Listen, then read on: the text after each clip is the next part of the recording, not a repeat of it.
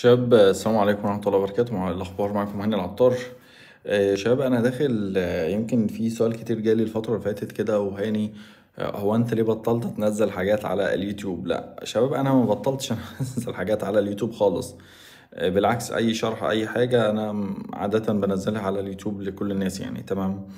ولكن انت اللي بيحصل كالاتي: معظم الفيديوهات اللي انا كنت بنزلها الاول خالص كنت ببقى مثلا فاتح من الزوم وببدأ اسجلها على الكمبيوتر او اللابتوب، وبعد كده ابدأ ارفعها على اليوتيوب، فكانت بتاخد في قصة طويلة كده.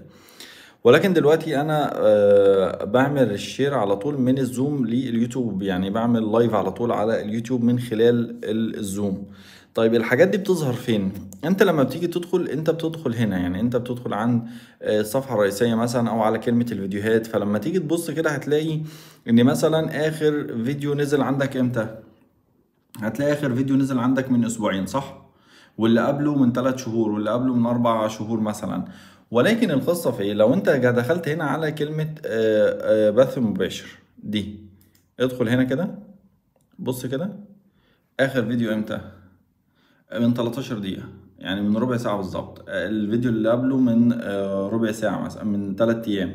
فالفكرة كلها انك انت لما تيجي دايما تدخل، مش ما تدخلش على الفيديوهات فقط، لا ادخل على كلمة بث مباشر. هنا هتلاقي كل اللي انت عايزه. طيب في ناس كانت تدخل تسأل هاني، كنت بتقول انك عامل بوت كامب وكده، فين هو؟ ادخل على كلمة قوائم التشغيل. في قوائم التشغيل هتلاقي اي بوت كامب احنا عملناه. تمام، يعني هتلاقي، بص كده، هتلاقي كل اي بوت كامب احنا عملناه. لو انت عايز بوت كامب كامل عن اي ام اكاديمي، فهو ده كده اللي هو فور اي ام اكاديمي. اما الباقيين دول حاجات للمبتدئين، لو انت شخص مبتدئ. لو انت دي حاجات برضو للمبتدئ، بتساعدك ان انت تتعلم على بعض الحاجات اللي هي فاست ستارت فور فوركس، تقدر تساعدك عليها. دي الفكرة كلها يا شباب.